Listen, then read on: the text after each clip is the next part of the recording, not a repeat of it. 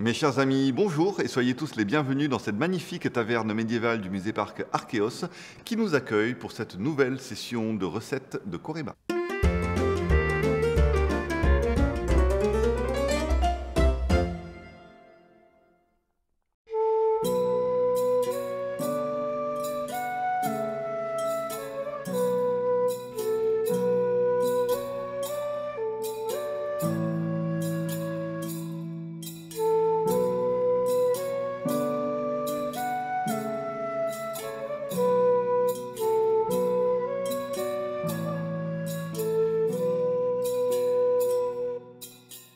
Alors je me trouve comme d'habitude avec le professeur Bruno Louriou de l'Université de Tours. Bonjour Fabien, bonjour à toutes et à tous. Donc Bruno est professeur d'histoire médiévale et il est venu avec une de ses étudiantes, Virginie Hullet, qui est doctorante. Tout à fait. Bonjour à tous et toutes. Et moi, pour ma part, je travaille sur la culture alimentaire de la volaille, dont nous avons un exemplaire aujourd'hui, entre 1350 et 1650 en Europe du Nord-Ouest, ce qui a compris ces 2 dernières années, principalement les Pays-Bas méridionaux. Alors nous allons donc parler aujourd'hui de volaille avec une recette qui s'appelle le cominé de volaille ou parfois cominé de poulaille ou colmine d'allemande. Oui, mais là, c'est vraiment une leçon tardive d'un manuscrit visiblement mal transcrit. Et donc, on abandonne cette graphie, elle est aberrante. Donc, c'est vraiment cominé, ça veut dire c'est lié au cumin. Pour réaliser cette recette de cominé d'amande, on a besoin de cominé, donc à savoir du cumin. On a besoin également comme ingrédient principal de volaille. Nous avons besoin également d'amandes pour faire la liaison, une liaison qui est complétée également avec du pain, du gingembre qui va venir aromatiser la recette en se mariant avec le cumin, et complètement absent de la France, mais que tu retrouves Virginie dans tes réceptaires, il y a des oignons. Tout à fait. Dans les différentes recettes de cominé dans lesquelles je retrouve de la volaille et de l'amande, il y a systématiquement de l'oignon quand je travaille sur les textes en néerlandais. Alors, systématiquement de l'oignon, en Bourgogne-dans-Deçà, on recherche peut-être une certaine douceur apportée par l'oignon ou... Tout à fait. Habituellement, on parle énormément du sucre qui est plus présent dans ces réceptaires, du moins au XIVe siècle. Et bien, l'oignon, ça joue le même rôle avec son côté sucré. Alors, est-ce que c'est parce que l'oignon va apporter une douceur que l'on ne recherche pas dans les réceptaires français ? On peut supposer, étant donné que les Pays-Bas, de par de ça, sont connus aussi pour l'usage du sucre, donc le côté sucré de l'oignon pourrait tout à fait faire penser à cela. D'accord, donc en fait, cet usage du sucre, on le retrouve un peu dans les régions méridionales, en Angleterre, dans la Bourgogne-dans-Deçà, mais en revanche, pas du tout en France au Moyen-Âge. Oui, au moins jusqu'au XIVe siècle, où le sucre est plutôt considéré comme un produit pour les malades, en tout cas pour ceux qui sont convalescents. Et puis à partir du XVe, en effet, en revanche, le sucre progresse beaucoup dans les recettes françaises. Il y a une certaine unification, on va dire, à l'échelle de l'Europe, autour d'un goût qui mêle le sucre, l'acide et également l'épicé, bien entendu, qui est quand même le point fort. Cette recette de cominé d'amande, en fait, on la retrouve dans énormément de réceptaires différents. Bruno, tu as choisi une recette qui provient de quel manuscrit, de quel réceptaire? Alors nous avons choisi une recette qui provient d'un réceptaire très connu, hein, qui est donc un texte conservé à la bibliothèque de Sion, en Suisse. C'est un recueil en fait qui comprend les mêmes recettes que ce qu'on appelle le viandier, mais le viandier au Moyen-Âge est supposé, est présenté comme l'œuvre de Taïwan. Or, à l'époque où remonte ce rouleau, Taïwan n'existait pas encore, même dans l'imagination de son père et de sa mère. Du coup, il est probable que lui-même a repris un texte qui circulait déjà. Donc c'est une recette très ancienne, une des recettes les plus anciennes de la cuisine française. Donc c'est particulièrement intéressant de commencer, en quelque sorte, par cette recette. Alors, est-ce que tu peux nous lire la recette pour... Bien sûr, bien sûr, bien sûr, bien sûr. Alors, comme je ne la connais pas par cœur, hein, je me permets de vous la lire. Vous allez voir, elle est très brève. Hein, on est dans le cadre de ces livres de cuisine où on dit très peu de choses. C'est des livres écrits par des professionnels à partir de formules qui circulaient dans les cuisines. Donc, c'est très, très succinct. Donc, cominé d'amande, cuisez votre poulaille en eau, puis coupez par quartier, frisez en sein de lard, prenez amandes, broyez, défaites du bouillon, mettez bouillir sur votre grain, Prenez gingembre et cumin, défait de vin et de verjus, mettez un peu de pain. Voilà ce que nous dit la recette. Vous voyez, il n'y a ni proportion, ni temps de cuisson, mais c'est tout à fait normal pour cette époque-là. On a rassemblé à peu près tout. Même un peu plus, en fait, parce qu'en fait, le cumin, bon, ben, c'est celui qu'on va utiliser. Le cumin fait partie des apiacées qu'on appelait autrefois les ombellifères, qui sont des plantes qui font un peu comme des ombrelles, en fait, avec les graines qui se trouvent aux extrémités de ces ombrelles. Et en fait, c'est une famille de plantes. On en a d'autres. Hein. On a par exemple, ça c'est l'anis, voilà, l'anis vert. Alors, on utilise principalement de l'anis vert, hein, pas de la badiane, pas de l'anis étoilé. Ici, on a les graines de fenouil. Le carvi. Alors, le carvi, d'un point de vue archéologique, c'est la plus ancienne épice cultivée. Dans les jardins de Babylone, on en trouvait déjà. Et alors là, oui, ça, c'est une épice que j'adore. Le fenugrec. Voilà, le fenugrec, à l'odeur, Bruno. Ah oui, c'est... Voilà, en fait, on retrouve cette odeur dans le mélange d'épices qu'on appelle le curry, parce qu'il y a entre 60 et 80% de fenugrec dans le curry. Mais fenugrec qui n'a pas beaucoup de goût, mais un très fort parfum. Donc dans le curry, on rajoute d'autres épices. Donc toutes ces ombellifères ou ces apiacées, eh bien, sont peu présentes dans la cuisine aristocratique, hormis le cumin. Les épices, rappelons-le, sont des produits issus d'un grand commerce international, donc c'est-à-dire qu'ils viennent de loin, ils coûtent cher, ils sont onéreux. C'est le cas du cumin, mais les autres plantes sont déjà acclimatées en fait en Europe continentale ou en France et n'ont pas forcément le même coût et donc le même attrait. Ce qui est très intéressant, c'est que le cumin, il y en a pas mal en fait dans les textes un peu anciens. Du haut Moyen-Âge, du Moyen-Âge central, puis on a l'impression que ça part dans la cuisine, diminue un petit peu à la fin du Moyen-Âge. Donc c'est une bonne piste, le cumin. En même temps, vous dites qu'elle diminue. Dans les réceptaires en néerlandais, j'en ai justement plus que dans ce que Fabien avait trouvé en France. En France, on a à peu près, on n'a même pas 1% des recettes qui comportent du cumin et il est souvent associé au gingembre. Nous, moi j'y trouve du cumin avec du safran, du cumin gingembre, surtout avec du poisson pour les jours maigres. La communauté classique est pour les jours de maigre ou les jours de poisson. Et donc ça représente quelle proportion dans les réceptaires Je n'ai eu le temps que de regarder dans un réceptaire le CAN 15 et là je suis à 6%. À 6%, ça fait quand même pas mal. Il y a combien de Un recettes peu plus. Un peu moins de 300. Un peu moins de 300. Ouais, donc ça fait... Et j'ai l'impression qu'il y en a plus en Angleterre aussi, sans avoir les chiffres complètement en tête. Ouais. Donc ça pourrait être quelque chose un peu du Nord. Peut-être. Très bien. Bon, et si on se mettait à la cuisine ? Eh ben voilà. Alors, ce que je vous propose, c'est de faire quelque chose de complètement différent aujourd'hui. Grâce à la présence de Virginie, on a là une historienne et cuisinière. Donc, c'est de pouvoir comparer ce que serait cette recette cuite au feu de bois et la comparer avec une recette faite dans une cuisine moderne. Donc si vous suivez nos émissions, les recettes de Corema, vous savez que de temps en temps, on s'amuse comme ça à faire des cuissons comparées. Aujourd'hui, c'est l'occasion de voir si réaliser une recette au feu de bois dans un récipient en céramique donnera la même chose au final qu'une cuisson dans une gamelle en inox sur une plaque à induction. Est-ce que ça vous convient ?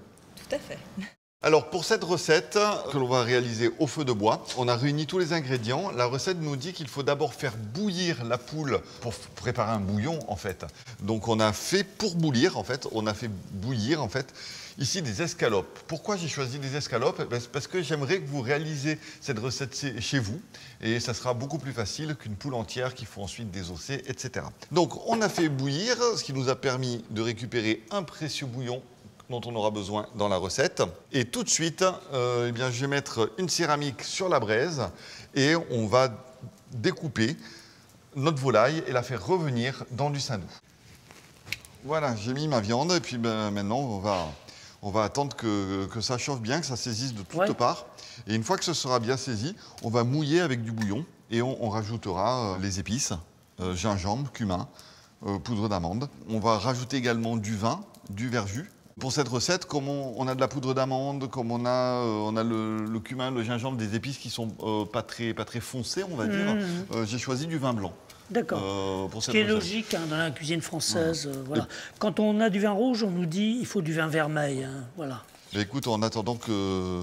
Voilà, ça va être dans combien de temps dans quelques minutes. Hein. Dans quelques minutes. Tu as le temps de passer voir Virginie, voir comment ça se passe en cuisine. Par exemple. Très bonne idée.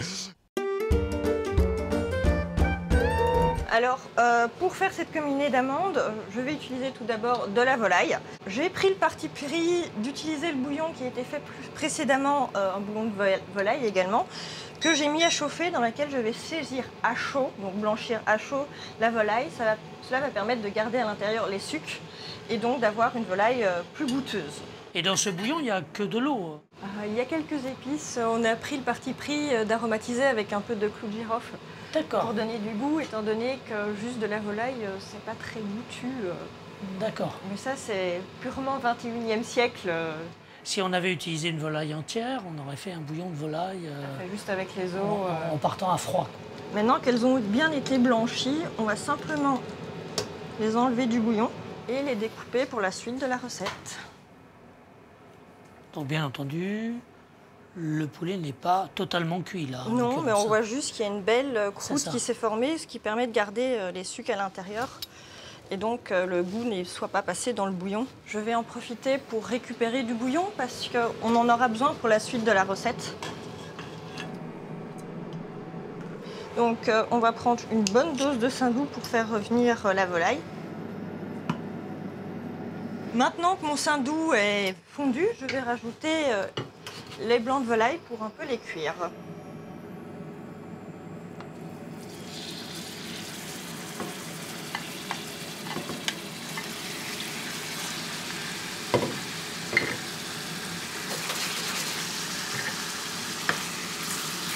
C'est une cuisson comment? À cœur? Étant donné qu'on va après rajouter le bouillon et qu'on va encore un peu cuire avec le bouillon, on ne va pas cuire à cœur, on va juste vraiment saisir chaque côté pour avoir un minimum de cuisson et que le poulet ne soit pas trop cuit non plus.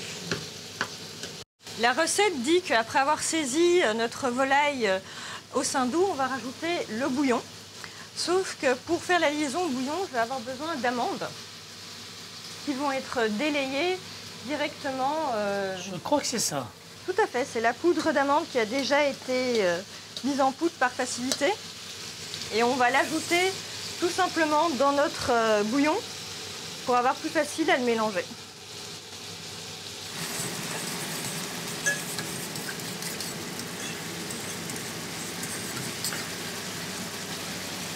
Et le tout est versé sur notre cuisson.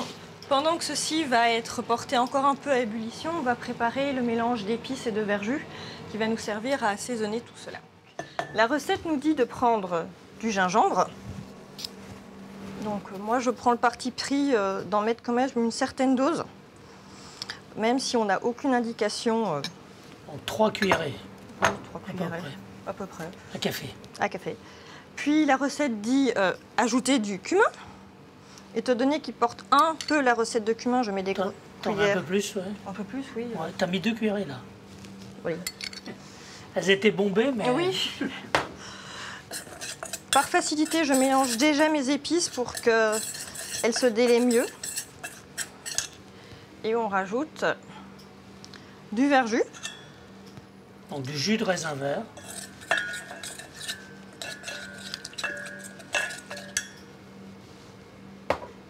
Et du vin blanc sec.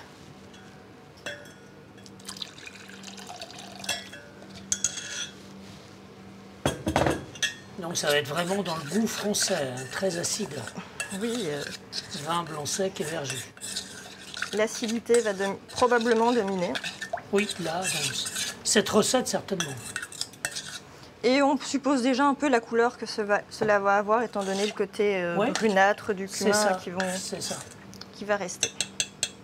Alors, comme la recette dit également qu'on doit lier au pain, je vais profiter d'avoir une base liquide pour prendre mon pain et l'imbiber de ce mélange pour pas justement que ça fasse trop de grumeaux. Ici, on utilise un pain de seigle. Par facilité, pour faire la liaison, on enlève toujours la croûte qui pourrait donner des morceaux durs.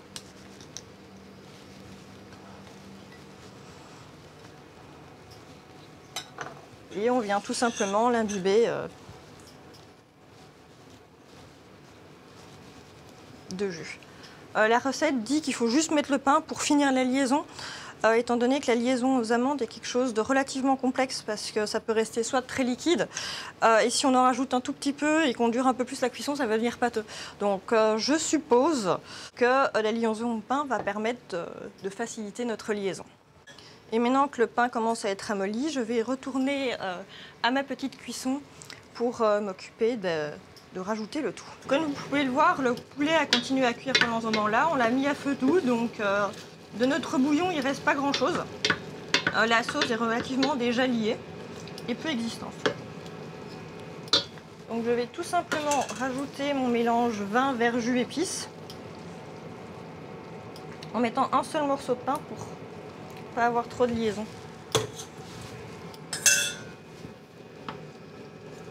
Et là, on voit bien que la base amande, bouillon qui faisait quelque chose de blanc se dirige vers quelque chose de plus brunâtre. Dans énormément de manuscrits en néerlandais, pour cette recette de volaille et amande avec du cumin, on rajoute du sel. Donc ici, on est sur une recette française où ils n'en mettent pas. Rien ne vous empêche de le faire à votre goût si vous préférez salé. Et là, on est toujours sur un feu doux. Le point de repère, ça va vraiment être quand le pain aura fondu et que la sauce aura commencé à s'épaissir. On pourra dire que c'est cuit. Alors, normalement, nos morceaux de poulet, voilà, ils sont bien colorés, c'est bien chaud, donc je vais rajouter un petit peu de bouillon. Donc là, on te croit sur parole. Hein. Hop, pas trop à côté. Voilà, je mouille avec du bouillon. Donc du bouillon de la poulaille elle-même, hein, c'est ça. Précisons. Donc qui a été réalisé dans la cuisine. Hop, voilà. Et on va rajouter du vin blanc.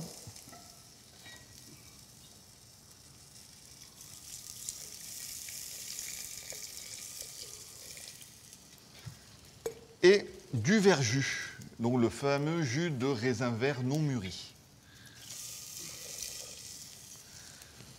Qui est tout de même une caractéristique de la cuisine française, notamment au XIVe siècle. Donc là, ma volaille est entièrement couverte et je vais pouvoir rajouter les épices, à savoir du gingembre. Donc une quantité généreuse. Voilà, pas trop non plus, hein, point trop s'en faut, mais il faut quand même qu'on ait une bonne attaque. Alors de préférence du gingembre qu'on a moulu soi-même, oui. Hein, comme toujours pour les épices, pour leur garder bien leur goût et leur force. Et le cumin. Le cumin, même chose.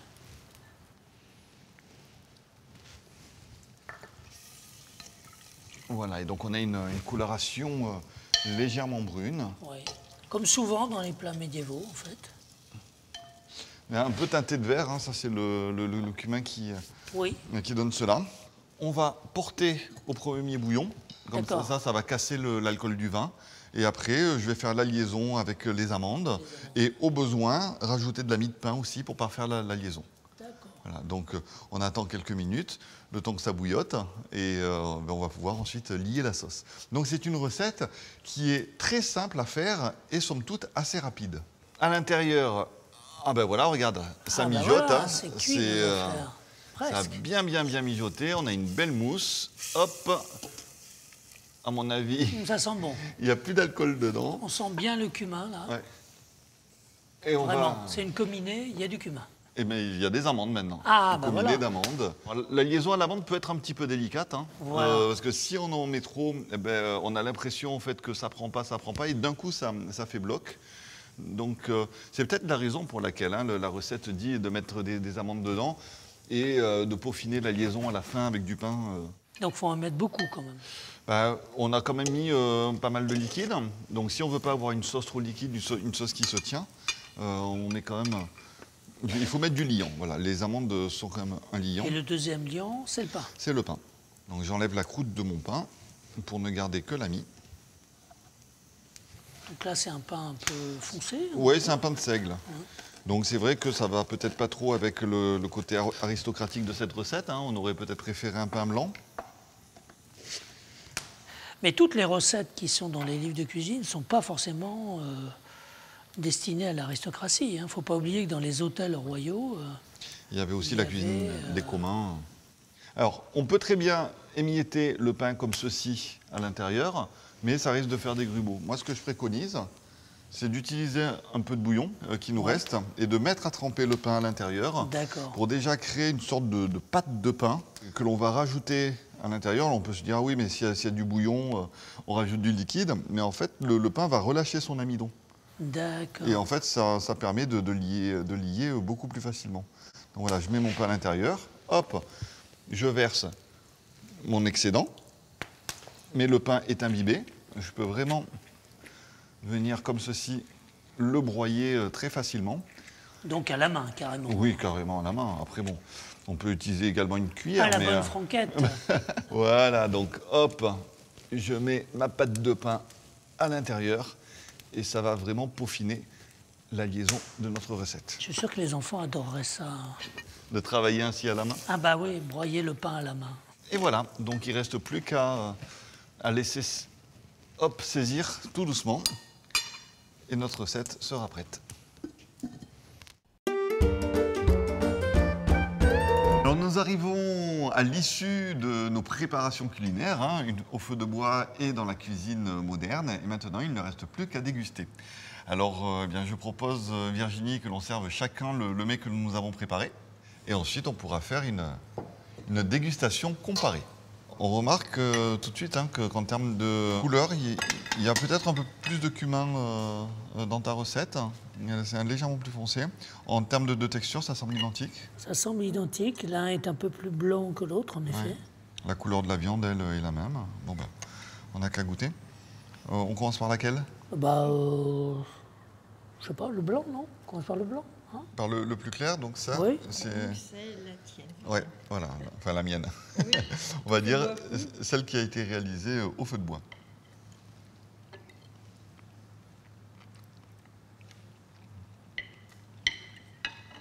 Alors, j'ose rien dire parce que sinon... Mais je trouve quand même que la cuisson de la viande est parfaite. Oui, elle est très tendre. Et on sent autant le cumin que le gingembre, il n'y a pas une épice qui domine. Ouais. Tu penses? On a une bonne attaque de verjus également. Par contre, franchement, avec des fourchettes à dedans, c'est pas facile de recueillir la sauce, Ouais. je te signale. J'ai mis un peu de pain à côté. Ah, bah voilà. Mais écoutez, je trouve ça plutôt bon. Moi aussi. C'est bon. La deuxième recette maintenant? Oui. J'ai l'impression que les morceaux de poulet sont coupés légèrement plus gros. Oui. Ouais. Donc est-ce que ça a aussi une incidence? Comme j'avais un feu un peu plus vif, Ouais. j'ai supposé qu'on pourrait faire des morceaux un peu plus épais pour essayer de garder une harmonie au niveau des goûts, malgré la cuisson dans un bouillon. La viande est parfaite. Oui, Ouais. très bien. La viande est parfaite. J'ai l'impression que le gingembre domine un peu plus. Tu trouves? Ah, moi, je trouvais que c'est le cumin. cumin. Le cumin Moi, qui... je sens le cumin. Ouais, moi, je sens davantage le cumin. Oui, on sent le cumin. T'es pas trompé dans la... dans les recettes? Non, mais il y a eu un moment, tu te souviens? Oui. C'est-à-dire que, en fait, je t'ai fait rajouter du cumin. Et je pense que ça aurait été meilleur avec moins de cumin. C'est moi qui, c'est toi qui as eu la bonne intuition, en fait. Mais du coup, je pense que peut-être on est plus proche. Après tout, c'est le mot cumin qui est Ouais. dans le titre. Ah oui, bien donc, sûr. c'est- Alors, je ne saurais pas dire s'il y en a une qui est meilleure que l'autre. Parce que, in fine, elles sont assez semblables. J'ai l'impression qu'on sent un peu plus l'alcool dans la tienne. Ah ben ça, on sait pourquoi. Oui. Non Dites-moi. Je l'ai point fait bouillir. Ah, après. d'accord. Ok. J'ai lu exactement la recette et donc j'ai fait le mélange verjus et vin à part dans lequel Ouais. j'ai mis les épices et puis j'ai versé sur le bouillon qui était déjà D'accord. en train de cuire avec Ok. le grain de volaille. D'accord. Alors, c'est vrai que dans mon interprétation personnelle des recettes médiévales, c'est vrai que la recette, en fait, elle est là, elle est écrite. Mais on ne peut pas affirmer non plus que ce qui est dit dans la recette, c'est forcément l'ordre exact de ce qui est proposé. Donc j'interprète la recette en répondant aussi par rapport à mon expérience, par rapport à mes goûts propres, à ma propre sensibilité. Et c'est vrai que j'ai tendance à faire bouillir le vin pour casser le goût d'alcool. Mais peut-être pour les consommateurs, c'est plus acceptable. Quoi. Les consommateurs d'aujourd'hui? D'aujourd'hui, oui. Oui. Oui, bien Après, sûr. Par contre, tu as ajouté quelque chose que toi, tu n'as pas ajouté. de l'amour.